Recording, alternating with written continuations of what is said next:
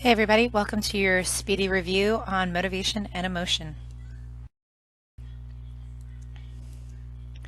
So for this review, we're going to cover general motivation, sexual motivation, hunger motivation. We'll get a little bit into stress response as well. And nice part about that one is there's kind of a limited amount of stuff that you need to know. So first thing with motivation, it is going to be what not only physically motivates us or pushes us to do a behavior, but it's also going to be the cognitive factor. So sometimes a thought or an emotion will push us towards certain behaviors. Push versus pull factors. You can feel like you're pulled in a million different directions. Pull factors come from society. So your parents want you to study, your friends want you to hang out, your teachers want you to do assignments, your boss wants you to show up to work. You have all these other things that are asking you to kind of go in a million directions. They're pulling you. A push factor, however, is going to be associated with a drive. Push factors come from internal. So you feel the need to get something to drink. You feel the need to reduce how cold you are. You feel the need to come back to a level state of not being hungry. So that's all going to be a push factor. Push comes from the inside. Drive reduction theory. Drives need to be reduced. So the drive is going to be the push to go and regain homeostasis. So you're hungry. The drive is to reduce the hunger. You go get something to eat. You're no longer hungry. So you're motivated to eat due to this drive. The entire basis is that you want to get back to a state of homeostasis. You don't want to be too hot. You don't want to be too cold. You don't want to be too thirsty. You don't want to be overhydrated. You don't want to be hungry. You don't want to be too full. Everything in balance. And again, homeostasis is a biological balance. Know Maslow's hierarchy of needs. That's going to be the pyramid. Know that at the very base of it, he would say would be your physiological needs, food, water. Then become safety needs, things like having weapons or shelter or something like that. Above that becomes your belongingness needs. Now this is where Harlow later will disagree with him, and that you have to have these other kind of lower levels before you can try to belong. Once you feel like you belong, then you can start working on your self-esteem needs, and at the very top you have the entire idea of being self-actualized. Self-actualization is really hard to define. It's a very philosophical, so you have to meet the criteria that is very ill-defined by about 85% at each one of these levels to move on to the next. Instinct theory falls apart under its own weight. It's the idea that we are motivated by instincts, and we just aren't. We do a lot of things that run counter to our instincts, so we don't really subscribe to instinct theory.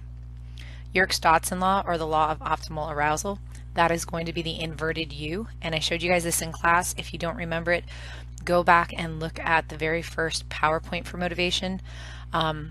You want to know this one. So the Yerkes-Dodson law, the law of optimal arousal, inverted U. We perform our best, our performance is optimal when arousal is moderate. So if you're over aroused, you're overthinking it, you're too into it, you're whatever, your performance is going to dive. And if you're under aroused, you don't care about it, you're not really thinking about it, you're going to do poorly.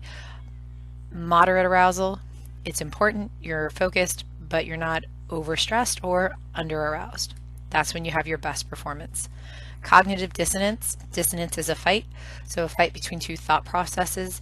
So cognitive dissonance, you think you should eat the cupcake, but you also want to lose weight. They fight, and what we learn later is that the thing that usually wins out is that the behavior holds true, and we change the cognition. So we'll sit there and go, oh, well, I'll eat the cupcake because things aren't going to get any better for my weight anyway, so I might as well just do it.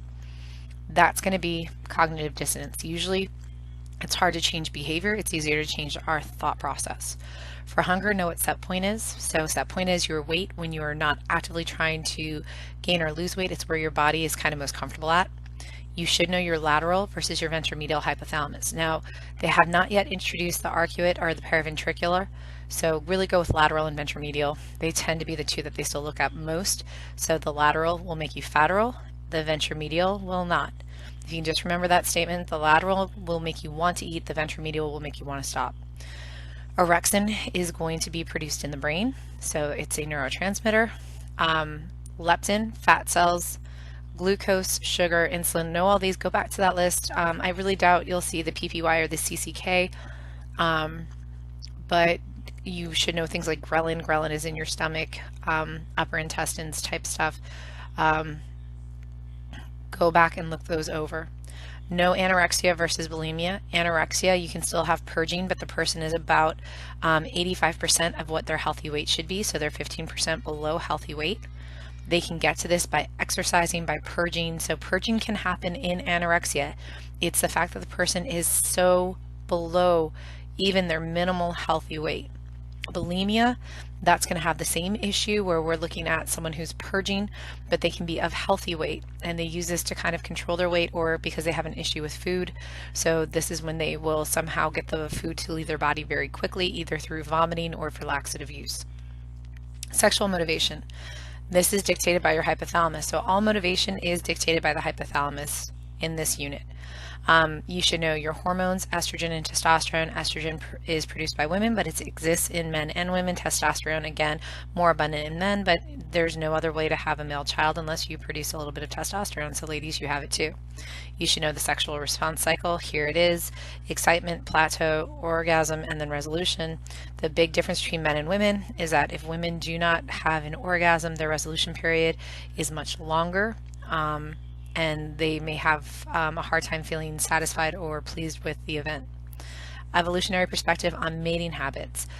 This is the entire idea of survival of the fittest. So you pick a mate based on what will allow your offspring to survive. So men will usually pick young and what look like healthy, viable women for producing, where women will often pick men that look like they will be stable and provide for their children.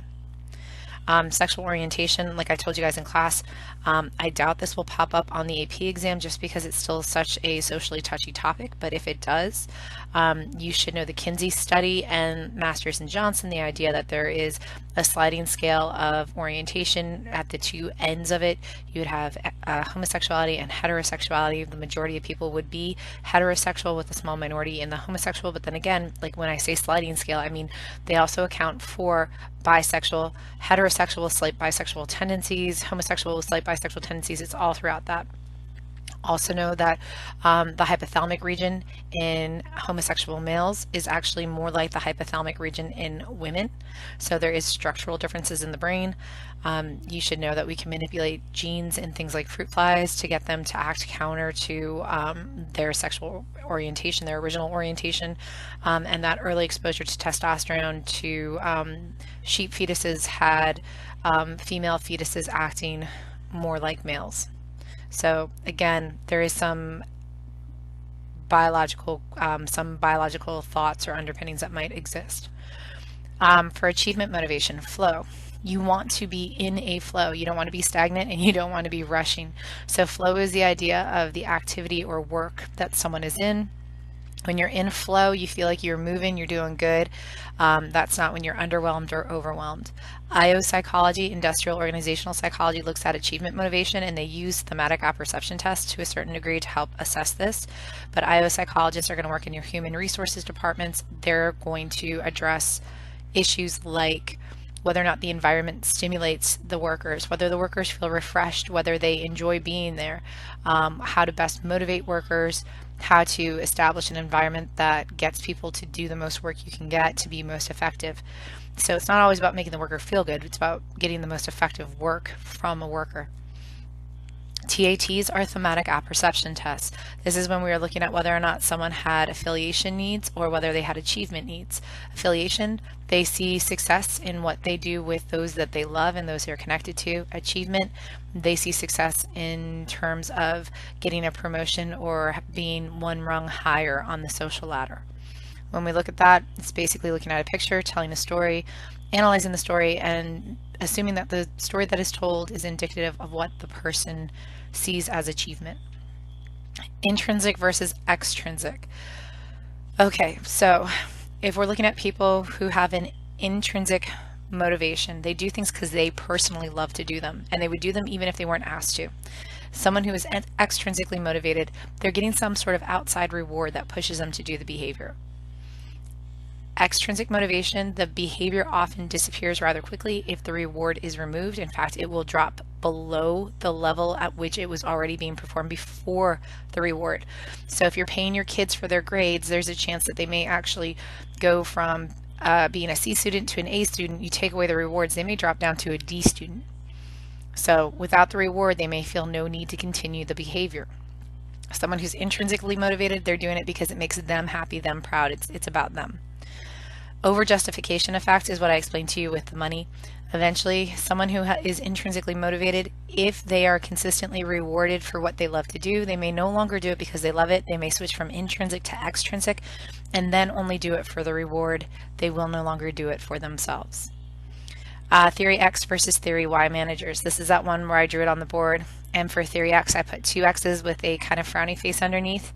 So kind of picture that in your head. Theory X, these are going to be taskmasters. They think that their employees are not smart enough to direct themselves and that they need to be there kind of with a whip in hand, forcing them, driving them to do exactly what they want. They think that essentially employees will otherwise be lazy. Theory Y, just turn the Y part into a smiley face.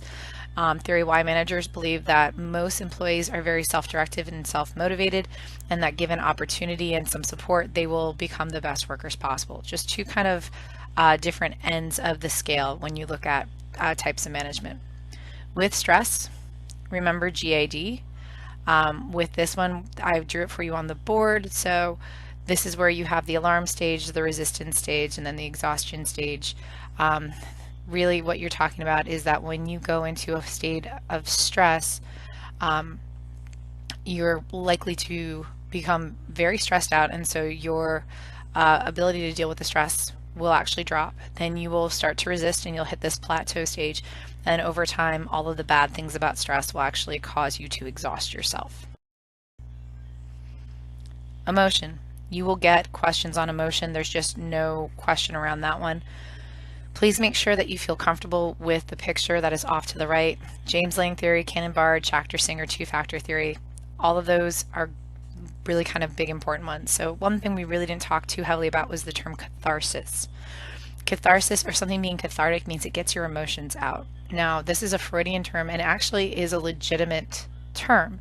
Sometimes just talking about a problem makes you feel better. It alleviates some of the emotion. We used to think that by watching other people vent aggression, that it would be cathartic to the viewer and it would allow them to actually release their aggression. We have learned that by watching people be aggressive, we actually feel more aggressive ourselves. It isn't beneficial.